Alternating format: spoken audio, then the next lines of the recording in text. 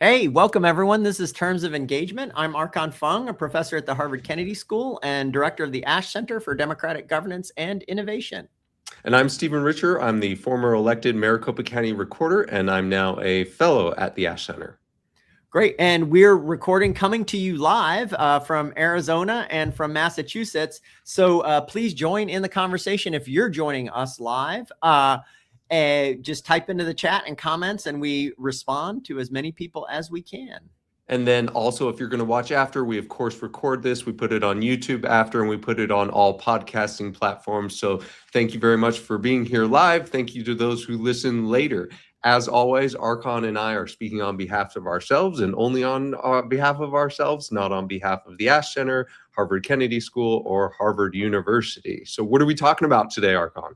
Great. So there's been a lot of elections already in 2026, and today's topic is party insurgents. A few weeks ago, we saw President Trump-backed candidates overturn at the state level, and in the Republican race for governor in Texas, many more mainstream candidates. And then over the last few weeks, we saw anti-establishment, if that's fair, left Democrats, several of them backed by the Democratic Socialists of America, beat centrists and party insiders. In New York City, all three of the candidates backed by Mayor Zohran Mamdani went out, won: Claire Valdez, Darlisa Avila Chevalier, and Brad Lander. And then a week later, I didn't quite see this happening. Melat Kiros, who is a graduate student in politics, among other things, unseated a 15-term House incumbent in Denver. Yeah. So Melat Kiros has been alive for less long than the person she unseated had been in Congress. So this is, I think there's actually a little bit of distance here between Stephen and me and the guests who we'll introduce in a moment. I'll tell you where I start. I think that these primaries and elections are an opportunity for voters to voice displeasure at the leadership that they've had and select some newer leaders. And I think that new blood, new ideas, higher turnout, younger candidates can be good for the democratic process. And I think I'd say that about the DSA case.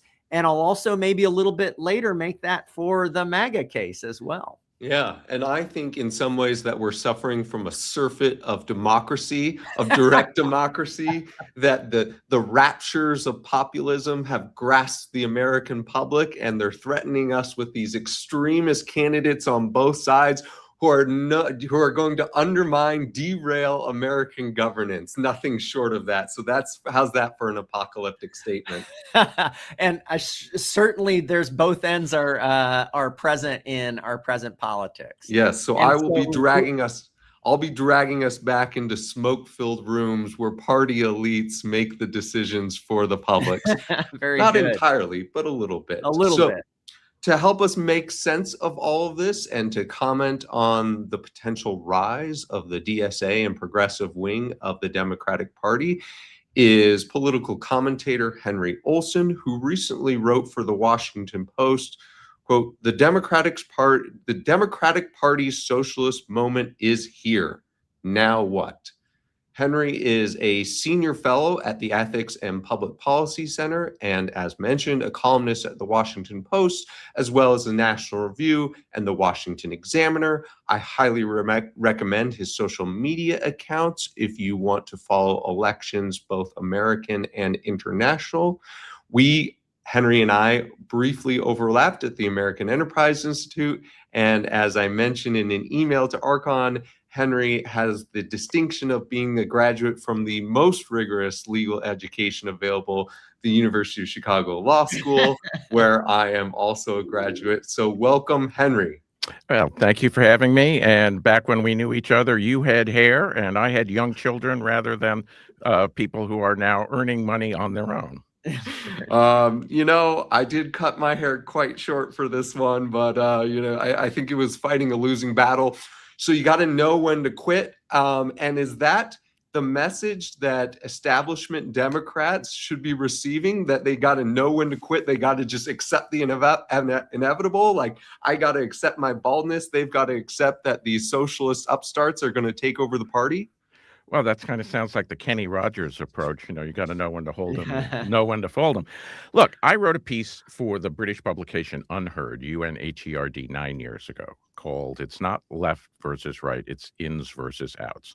And I said, what's happening, and will continue to happen throughout the Western world, is that the political battle over the future is basically, should we continue the 1989 to 2001 left-right consensus? And if your answer is no, you're on the outs, part of the outs, the people who are out of power. And that has a left wing and a right wing component. And if your answer is yes, you actually have more in common with each other in the new politics than you had in the old politics. You're part of the ins. And I think that's exactly what's been happening in the Western world for the last 9 years. You see it in Germany, you see it in France, you see it in Britain. And in America, because we don't have a multi-party system, thanks to those party primaries that you just dissed, Stephen, multi-party politics is mediated by the primary system into a two-party form. And so that's what we've been happening in Britain, where the smoke-filled rooms exist, and you can tell the Green Party leftists, we don't want you in the Labour Party. They form their own party, and guess what? They're winning now, unseating the center lefts in actual elections. And where the Conservative Party can tell their conservative wing, we don't want you anymore, they have the Reform Party. And so that's what's been happening in the United States over the last decade through the two-party system, through the primary system.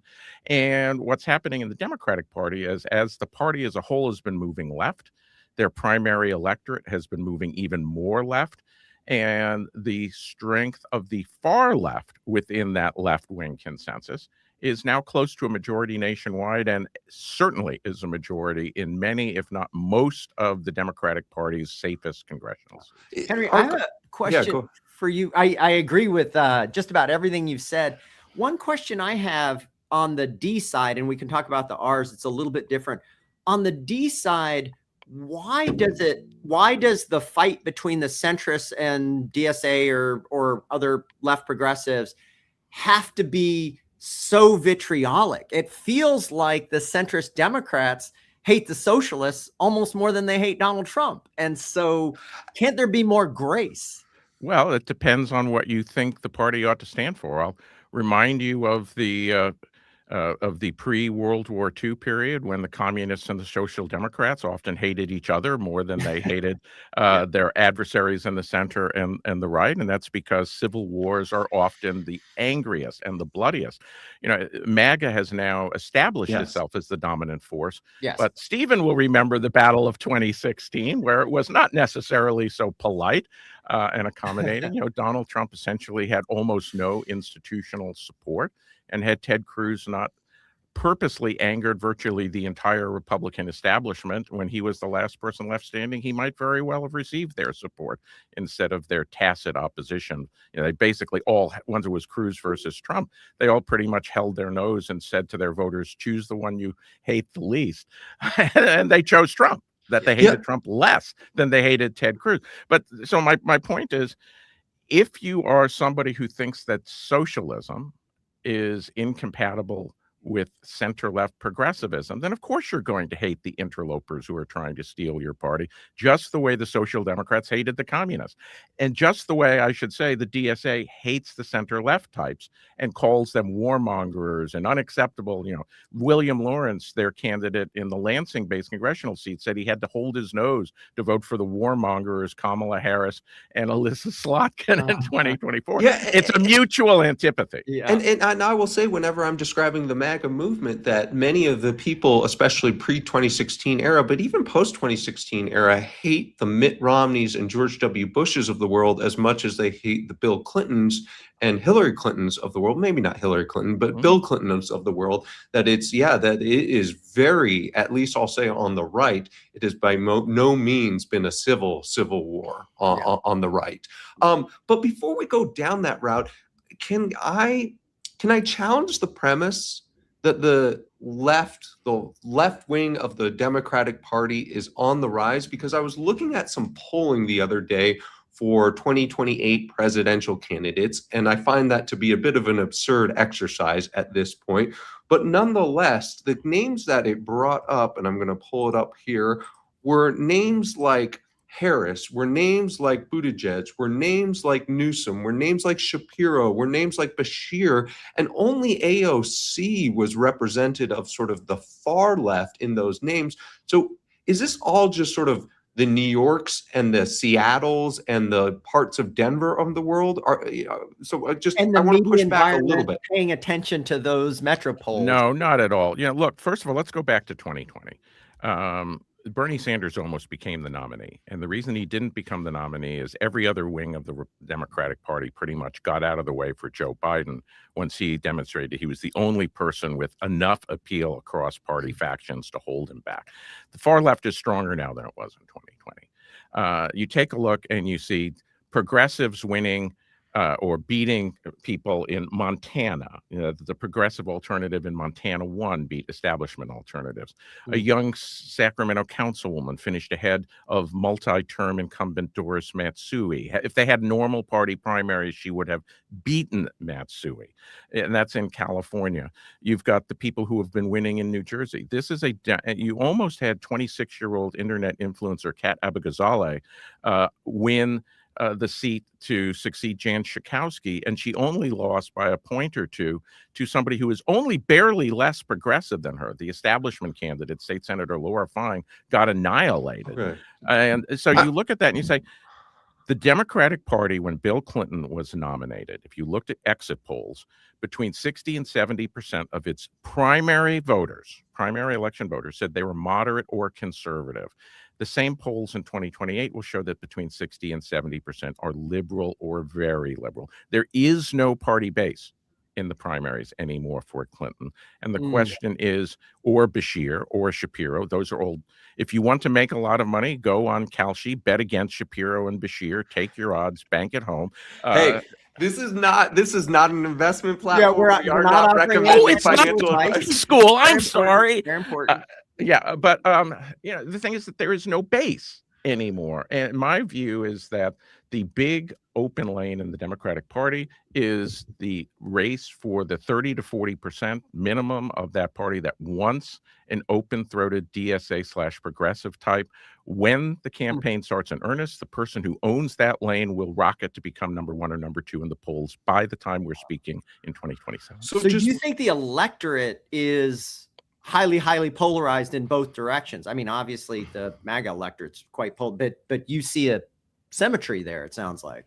Absolutely. I'm not saying it's a symmetry in terms of absolute numbers. I can't tell you a priori whether the Democratic left is bigger than the MAGA right.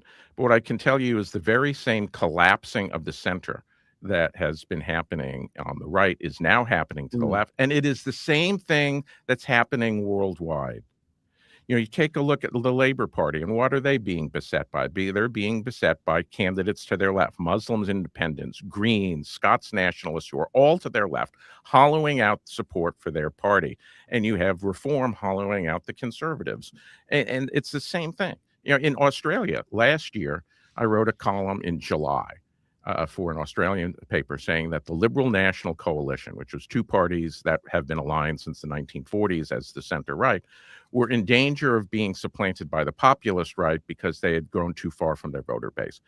Today, as we speak, 1 year after I wrote, the One Nation Party, the populist right party headed by Pauline Hanson, leads the Liberal National Coalition in virtually every poll, and in some polls leads the Labor Party. That's how fast it can happen. Okay, quick footnote, which is that I said if you want to know about different elections, you should follow Henry. And I hope the last few minutes have been a testament to the encyclopedic-like knowledge that Henry has of different elections that are happening. Archon, before we even get into sort of, is this inevitable? Why Henry's documenting a worldwide phenomenon? What's like your sort of simple elevator explanation for why you think this is happening? Well, Henry's followed the European scene a lot closer than me, but on the American scene and somewhat on the UK scene, I think that Henry and I probably have pretty different diagnoses here. I think that the center left, center right formations of roughly the Clinton to Obama 1 era just got really, really unresponsive to a lot of popular demands. And on the right in the United States, as you know, Trump, I think, rightly made hay in 2016 on the forever wars and on immigration, which the party mainstream center right was unresponsive to. Both party mainstream, both center left and center right, have been quite unresponsive to Gilded Age levels of inequality. And then I think on the left, we're seeing the rise, as you say, I think correctly, a bunch of the Democratic electorate is pretty skeptical of sympathy for Israel in U.S. foreign policy, and the mainstream Democrats have been unresponsive to that kind of demand. So, I mean, I don't like the way that it's happening, especially on the right. I'm much more sympathetic to the way it's happening among the DSA folks. But I think that the injection of responsiveness, that, you know, if democracy can hold together, the framework can hold together. Yeah. I like the injection of responsiveness. Okay. One reminder that if you have a question, please post it in the comment box and we'll try and get to as many of those as possible. Two, everything you just said about why the rise of these insurgent movements, either far left, right, throughout the world in the United States was about policy. Henry, is this about policy and being responsible, or is this about we're just doing politics differently these days, such that it lends itself to far extremist movements? Is this a social media problem like so much of our problem? Well, I would say it's not a problem. And this is where you and I might differ. I am sympathetic to moderate right populists. I started urging the Republican Party to become a blue-collar party and shift to the center on economics and social issues back in 2010. You know, now, I like to say that Donald Trump is the graphic novel version of what I was recommending the party do. But so I am sympathetic. I am sympathetic to moderate conservative populism and very antipathetic to the unyielding old guard who is basically saying there's nothing wrong with the future, that going back to the past and consulting the holy books of Milton Friedman can understand. I say that knowing you're a Milton Friedman fan, just to goad you a little bit, Stephen. Yeah, so I am happy to see this. I am disappointed in seeing this because what has happened over the last decade is both sides have had numerous opportunities to try and bring these elements into respectable politics or governing politics.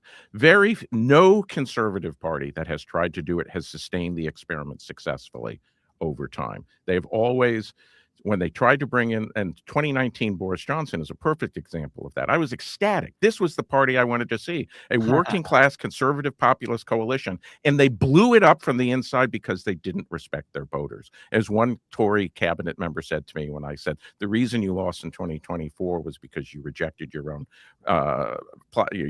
manifesto. He said, well, that was just Boris. It wasn't us. Well, I guess your voters didn't get that.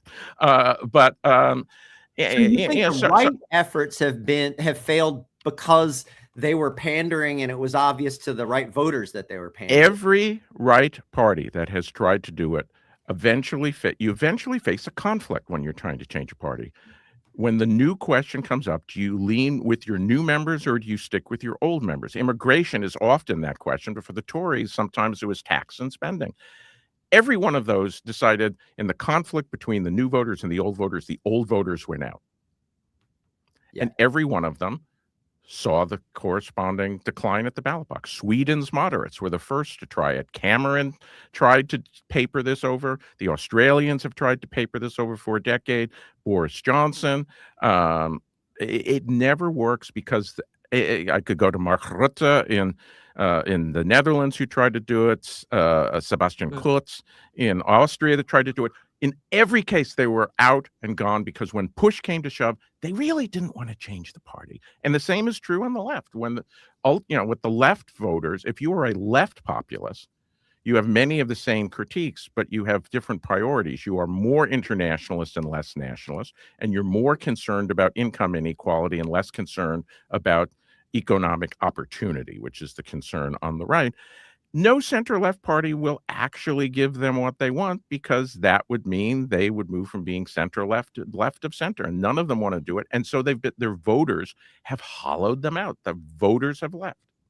Has there been a chance in the United States for a progressive populist left to govern? So you're describing a little bit of, well, one, do they really want what they're campaigning on? And that's one question. Another question is, even if they do, what happens when you catch the dog that caught the car, whether it doesn't really know what to do at that point? Or three, which is a little bit my hypothesis, that these populist movements are built on emotions that don't lead to effective governance. Yeah. I disagree with the latter part. There's always emotion involved in politics. What they have is a different morality and a different direction than you're comfortable with, which is fine. That's what democratic politics are about. Is, yeah. The progressive left has really not had that opportunity. They're beginning to win enough cities that you can see how they might be able to operate on a civic level. And I think there's a mixed bag there. Like a Brandon Johnson is clearly not succeeding in Chicago, but you also have, in a world of federalism, you probably, given what progressives want to do, you probably need to control larger entities than cities. They have not yet been able to take control of a state, either having a clear progressive governor or, more importantly, a progressive governor with a majority of Democrats in both chambers of the legislature. New York may get there in the next decade. DSA affiliated I think 10 years ago, the most important, Andrew Cuomo, who was, finger in the wind, opportunist, establishment person, was governor. And the most important entity in the state was the Independent Democratic Caucus in the state Senate, nominal Democrats who supported Republicans and centrists on a lot of policy. None of those IDC members are left anymore. Andrew Cuomo has been defeated decisively, and DSA members gained like 6 or 7 seats in the Assembly and more seats in the Senate. At the current rate of growth, the DSA will have a majority in both chambers of the Democratic caucus in New York by probably 2032. And my guess is after Hochul wins re-election this time, the DSA will nominate the next Democrat, should Hochul not run for a third term. So, Stephen, on your governing question, I think this is like iterating what Henry said a little bit. It's quite an exciting moment, at least for me, somebody who wants to see a wider range of policy options tried in the United States. This is the first time in 100 years when an avowed socialist has been a mayor of a major American city. And of course, that's Mamdani. Henry, it's a great point. A mayor doesn't. Are you not counting Henry Meyer of Milwaukee as the head of a major city? When was that? I thought he made it into the 50s. Maybe I'm wrong about it. Yeah, somebody's going to Google Meyer Milwaukee and give us the answer here. I'm sure you're in right. In the chat, Tom is reminding us that Bernie was mayor of Burlington, which I do not count as a mayor. Yeah. Let's be fair. Yeah. But it takes a lot to govern, right? It takes a stock of ideas. It takes a bunch of people. So and it takes political skill, which is something that Brandon Johnson has clearly lacked in Chicago. But Mamdani seems to have an immense amount of political skill. So we'll see. It'll be interesting to see what happens. Yeah, absolutely. Okay, so both of you would take the position that, look, this is just normal politics, and maybe this is a sign of political health that we're seeing these insurgent movements on the right and on the left, in that the entrenched political class was not responsive to voters, and voters were upset with the situation, and this is simply the water running downhill. Is that fair to say?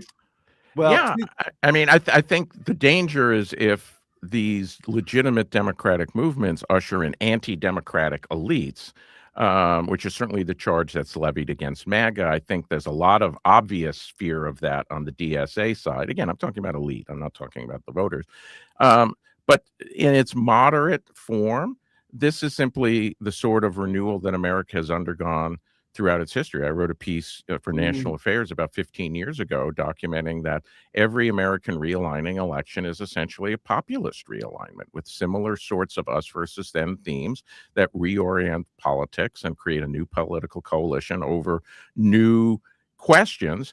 And it's always done in a completely democratic manner, no matter what people want to say about Franklin Roosevelt. On the right, the criticism was always just ushering in a tyranny and so forth. It's just politics. The people just wanted a bigger, more centralized government, and Franklin Roosevelt delivered for them.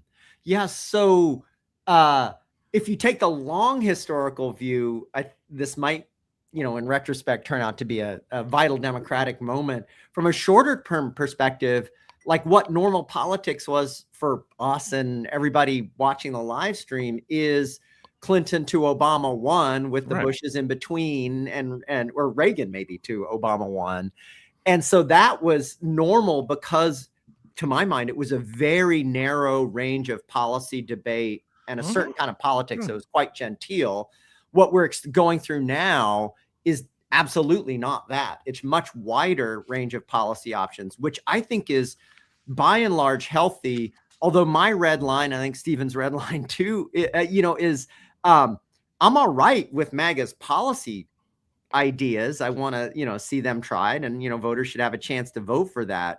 It's the disbelief and overturning of elections that I find, kind of beyond the pale. And I don't detect any kind of breadth of that from the DSA, side of things. No, you just see their platform saying that you should abolish the Supreme Court and basically abolish the Senate. And what about this compound republic? And that's pretty radical too. It's just buried in their platform. Yeah.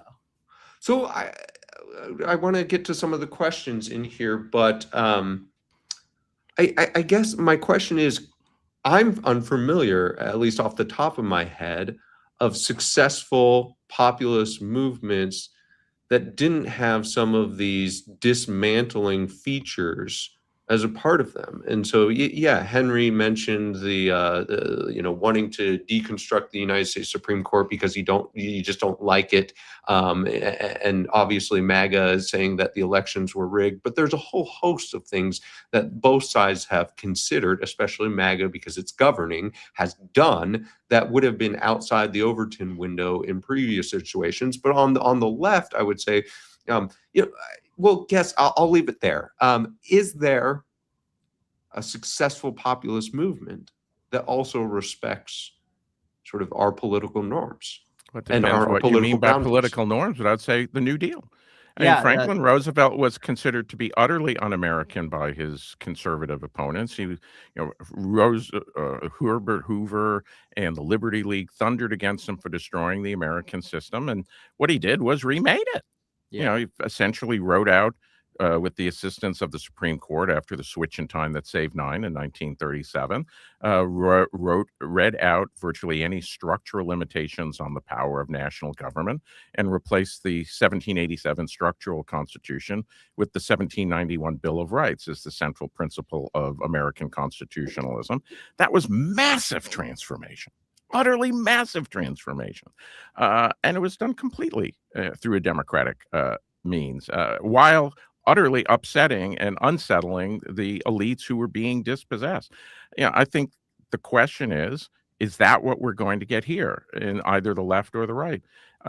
There's certainly always disturbing elements in these extremes, but America has always managed to hold to the center, in part because it is very open and very democratic. And I think that both MAGA and the progressive wing, I'm not sure about the hardcore DSC elite, but the sort of voters who are voting for them, they don't want to dismantle the basic American system, but they do want a radical restructuring of it, which will be unsettling to people who are basically comfortable with some interpretation. That's why it's ins versus outs. The ins don't want, or they want a little tinkering around the edges, and the outs want radical reconstruction. Of course, radical reconstruction will discomfort the ins. That's the point. So, Stephen, do you accept? So, Henry, I think you make a really interesting, accurate kind of case. Like, let's look at the New Deal. There was a lot of tearing down of, legal structure. It was the end of the Lochner era, and then building up of all these new institutions. But there was a lot of institutional destruction. But you shouldn't count that as democratic erosion or democracy destruction. I don't know if I accept that premise. One, I sort of, there was a lot of brinksmanship in which there were threats to do it, but it wasn't done. And I'm not enough of a historian to sort of appreciate just how close that got. And then the other thing that really bothers me about these populist movements is the otherization or enemyization of certain elements of society. And I think that during the New Deal, one, that was just more acceptable to, for instance, interned Japanese in the United States back then. And two, we were fighting real enemies. And so it was maybe easier to not have to demonize parts of the American public. Like I would say that the Mamdani, I think, does that part, demonizes parts of the American public. Trump does that on a daily basis, I would argue, demonizes parts of the American public. And that has always been discomforting to me about some of these movements. Yeah. I mean, we forget, like in that era, you did fill up Madison Square Garden with, card carrying Nazis, right? The range of political debate and difference was massive. Yeah, but you also, I teach this. And so I read these people's speeches. You should read Franklin Roosevelt's Madison Square Garden speech and in his 1936 convention acceptance speech. Is that they hate me and I welcome their hatred? I love that line. They are united against me in their hatred and I welcome in their hatred. And that's very Trumpian. Yes, that's my point. In my first term, they met their match. In my second term, they will meet their master. That's what he said. I did. Okay, I did not know he said that. Yeah, and Abraham Lincoln. You go back and you say, oh, the House Divided speech, what high art, and the debates with what's his name, Douglas. What a high-minded thing. This thesis of the House Divided speech was that there was a conscious conspiracy between the President of the United States, the former President of the United States, Stephen Douglas, and the Chief Justice of the Supreme Court to bring slavery to the North. That's the thesis of the House Divided speech. Okay, I think that's a little... All right. All right.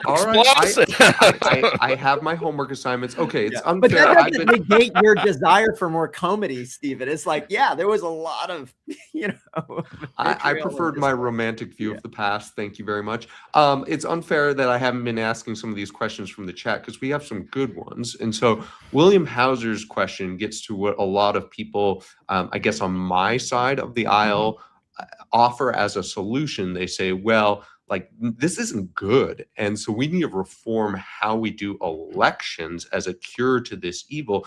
But William's asking, if extremism is a global reality, doesn't that acquit the US two-party system and primary elections?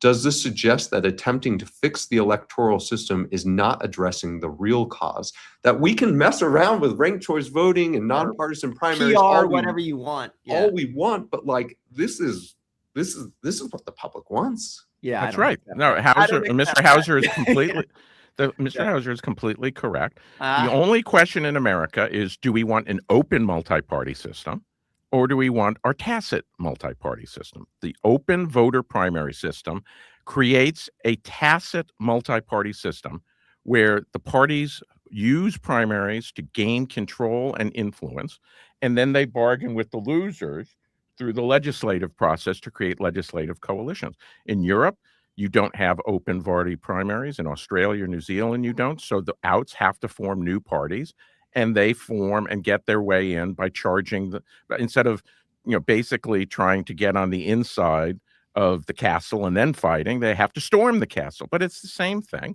And the question is, what do you think is healthier? Do you think it would be healthier if we had 5 to 7 parties, which I think we would have if we had a European style system? Or do you think it's healthier that we have 2 formal parties and 5 to 7 de facto parties within the 2 parties? That's an open question to me.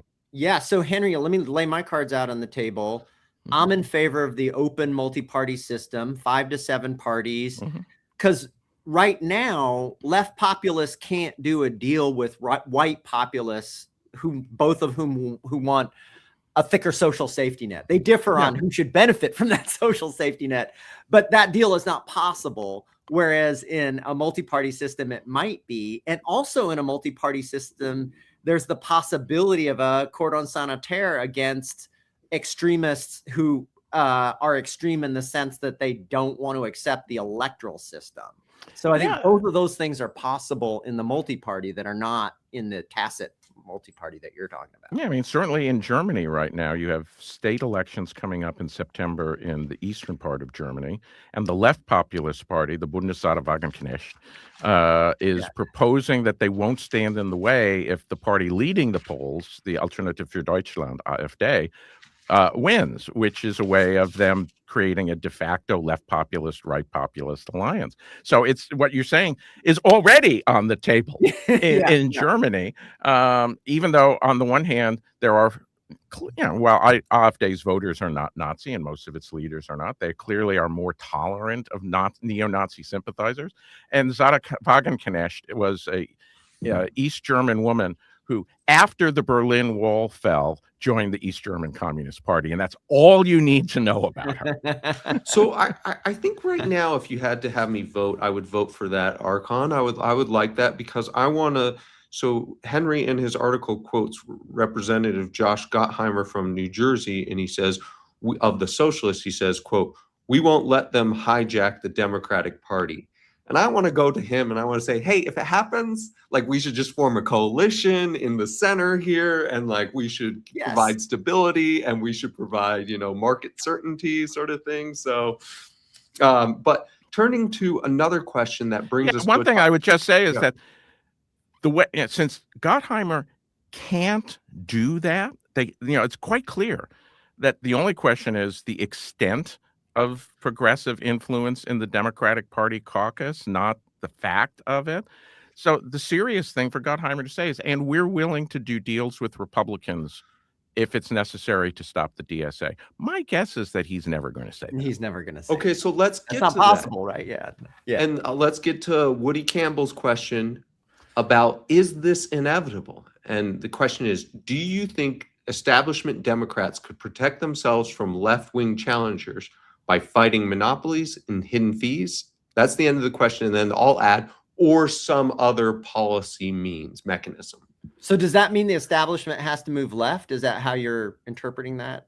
Or at least has to address some of the populist issues, regardless of where they fall on the political spectrum. Gotcha. Oh, absolutely. Protect themselves. The thing is that in any coalition of voters, there is a stream of opinion. And my argument back in 2017 was, to the center right was, look, if you actually listen to your voters, you will co-opt the crazies from the people who just want to see change, and you'll have to see change. You'll actually have to listen to the voters, but you'll isolate the real crazies. And that's what Woody Campbell's suggestion would do, which is, if somebody like Kiros gets 53% in Denver, maybe 20% of that 53, so, 20% of the electorate, really just wanted change, and a active fighting, more left of center Democrat would have won those, and the hard left would have lost the primary because they would have been restricted to 33. That's democracy in action too. Yes, though, it does mean that the party has to change, which means it has to move away from its embrace of neoliberalism. It needs to triangulate between progressive economics and neoliberalism much more than it ever has before, which will make other people unhappy, who will then start to look at other alternatives and perhaps look at a more moderate version of MAGA as a better alternative. The voter opinion / partisan choice framework is never fixed in concrete. Choice A means open up possibilities of choice B, C, and D. So yes, you can do that, and that may very well be more effective, but there are also consequences. For example, are all of these former Republicans who are now happily in the Democratic establishment, you see David Brooks saying, wait a minute, the Democrats are going crazy. Well, I love David, but part of my question is, what did you think you were joining? And so people like David, you look and say, I don't want to be with MAGA, but I also don't want to be with the DSA. I think he thought he was joining a whole new set of questions, right? He thought he was joining first term Obama. Well, or that he would help make. Being here in Washington, one of the things I've noticed is that the establishment Democrats have ridden the tiger of left-wing populism for so long, they think that it is still a pup, and they don't realize it is a full-grown beast that is looking at the rider very hungrily. And the exact same criticism could be made of the right Yes. Just rewind it to about 2012 instead. That is exactly right. I used to say in 2012 that the debate between the heritage Ted Cruz wing and the establishment wing was a debate between whether the problem with the Republican Party is that you had head cold or the sniffles or an allergy. And my diagnosis was actually you have a brain tumor. And Yeah. the way to excise your brain tumor is to become more populist. Now, of course, since nobody, there were 17 people in that race, and one person embraced some form of what I was arguing for, and that meant Donald Trump got to interpret that. Had the perfect person to interpret that would have been Scott Walker, because his majorities were Donald Trump's majorities without Donald Trump's rhetoric, but he never understood his own voters. Yeah, and I think in those elections, I was volunteering for the Mitt Romney campaign and the John Huntsman campaign, just to sort of where I was positioned there. Politics out there on the so So- I wanted to go back to the Gottheimer comment and think about whether the sequencing matters, right? So every Democrat can read your article and then look back at what happened between centrist Republicans and MAGA and see that who won that civil war. Right. And it's not a pretty picture. Does that experience say to the centrist Democrats and maybe to some people in the DSA? I think you saw this in some of the Biden administration.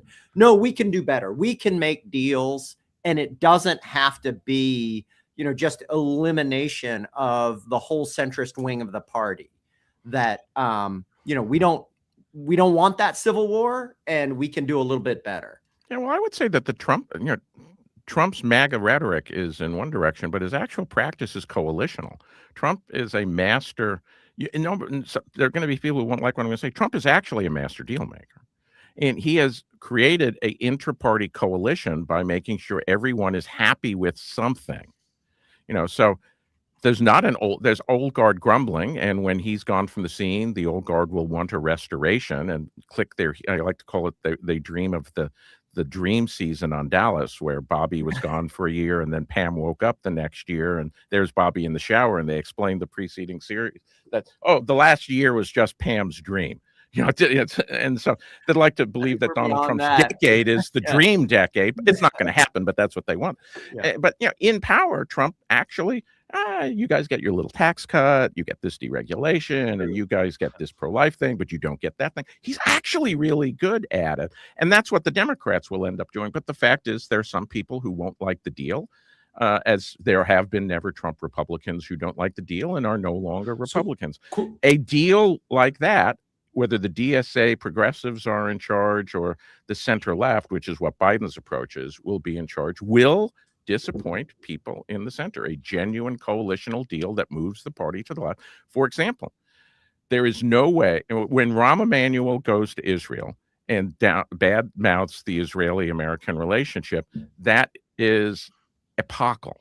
Because this is a guy who is the archetype of the establishment, fantastic political tea leaf reader. He now knows that the center of the Democratic Party is to be, instead of largely supportive of Israel, is to be critical, largely critical. Skeptical.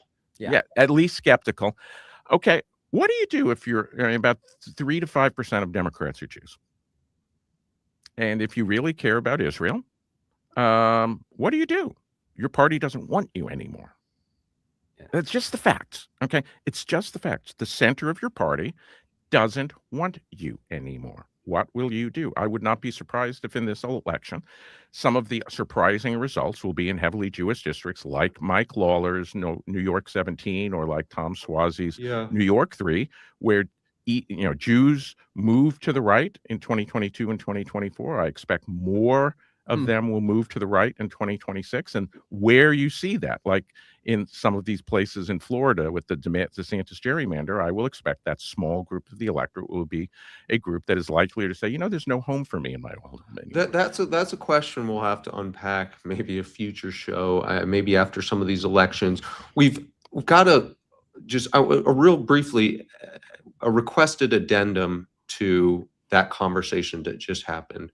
Where do labor unions factor into this? Because they're not characterized, they're not typified as the Mamdani Democrats. And we've seen some movements into the Trump wing, but if polling is to be believed, they've soured on that over the last year and a half. Just talk to me about unions real quickly. Yeah, I mean, you have a difference between private sector unions and public sector unions. Public sector unions are largely immune to the Trumpist appeal. The Trump public SEIU, Employees International Union, the public employees unions, the teachers unions, the private sector unions have gone both ways. I'd note that the United Auto Workers endorsed the progressive Abdul El Sayed in Michigan. But generally, they are still on the side of the establishment. But the fact is, they just don't mobilize a whole lot of voters in Democratic primaries anymore, outside of certain small areas where they are still largely influential. That the old private sector labor unions punch above their weight in what they can bring to the modern Democratic Party, and I suspect they will see their influence fade as the progressives rise, and that will give a huge question for them. Is what happens if J.D. Vance, who is the most pro-union Republican in the last three-quarter century, it's 75 years, if he's the nominee and Ro Khanna or AOC is the Democratic nominee, and they're promising socialism, which in some ways can help them, but they also are promising internationalism, which is to say that they will provide less protection from foreign competition and less protection on immigration. Where do the unions stand when J.D. Vance is basically saying, hey, told you so, how about coming over to my couch? Okay, my last political question. We don't. Yes, I knew what I was saying there, but I was trying to be. Yeah. I chose to ignore it. Stephen's a little more dignified. My last political question, and some people might not be familiar with analogies anymore because the SAT removed them, hence signaling the decline of Western civilization. But is this analogy correct? The DSA/progressive movement is to the Democratic Party as MAGA is to the Republican Party. Is that correct? Largely correct. And this goes back to the ins versus outs thesis I advanced at the beginning of the broadcast, is that the defining question of our time worldwide is, do you favor the consensus that developed between 1989 and 2001 when China was admitted into the WTO, or do you oppose it? The left progressives oppose it vociferously. MAGA opposes it vociferously. They have more in common vis-a-vis the existence of the consensus than they have with either wing within their party that essentially favors the consensus with some modifications. So in that extent, they are exactly the parallel and the corollary to that, with, of course, different enemies, different adversaries, and hence different policy solutions. But for the defining question of our time, they are on the same side as MAGA. Okay, Archon, is that fair? Do you buy the analogy? I buy what you said about the policy analogy. I think politically and organizationally, they are completely opposite in the sense. Having said, I confess, I've never been to a DSA meeting, so I have no direct knowledge of how they operate. But my understanding, you are not now, nor have you ever been. Yeah, I'm a member of the Democratic Socialists of America.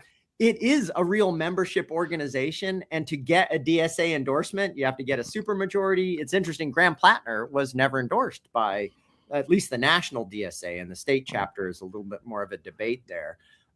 So how they're opposites in my mind is that the DSA, I think, sees candidates that it supports as almost delegates of the organization. And if Mamdani goes a different way, my guess is that the DSA is going to say, see ya, right? Whereas MAGA is the opposite in that it is absolutely top down with one man named President Donald Trump at the top, who dictates and steers everything culturally, but especially politically about that social movement. So to me, that's a fundamental difference politically. So I think that they are very similar in temperament. I think that they are similar in their disdain for rules and for the establishment. I go back to what I said at the beginning, which is that the Republican Party is now completely controlled by the MAGA movement. But Joe Biden, which is the latest manifestation of popularly elected Democratic leadership was not of the far left. And I'm still skeptical that the far left will take the steering wheel of the Democratic Party. So while I think the analogy holds who is in the seat of power for the two political parties, and that is indeed with how Henry closes his article that we've referenced a few times here. Yeah, I am not convinced that the far left will win the Democratic nomination in 2028. What I'm convinced of is two things. One is they could win. And two, whoever does win must make a deal with them or risk breaking up the party in such a way as to guarantee the election of a Republican. So is that, there might be a vice presidential nominee or name pick or something like that, or maybe some policy positions. I don't know. Yeah, I mean, Newsom AOC would be a fascinating ticket. Okay. Or Ro Khanna and Can't be Newsom and Khanna. No, it can't be Newsom and Californians. Khanna. I'm just blanking on the African American Georgia senator for a minute. Warnock. This is Ralph Warnock. Yeah. No, I think Khanna Warnock would be a fascinating ticket too. Yeah. Okay. Well, we've hit our time. Thank you very much to all of you who listened live and offered your thoughts, offered your questions. Thanks to those of you who are going to be listening to the recording. We appreciate it. We're here every Tuesday, 12:15 p.m. Eastern Time. Thanks very much also to our production team, to Ralph, to Courtney, to Colette, to Evelyn. And then I will ask in closing, who is going to win the World Cup? Oh, who is going to win? Is going to win the World Cup? I think France will win the World Cup. Argentina. I'll take England just so I can have one of the other two. Rooting for the Three Lions, but I think France will win. Good. It's been an amazing World Cup, and the semifinals and the final rounds are going to be epic. I have no doubt. Oh yeah. Henry, thank you so much. This was an amazing conversation. I learned so much from listening to you and from being able to ask you some questions. So thanks. Well, I love conversations like this. Thank you for giving me the chance to indulge my passion and chat with both of you in depth about this. Excellent. Thanks. I'll see you next week. All right. See you all next week. Cheers. Cheers. Bye-bye.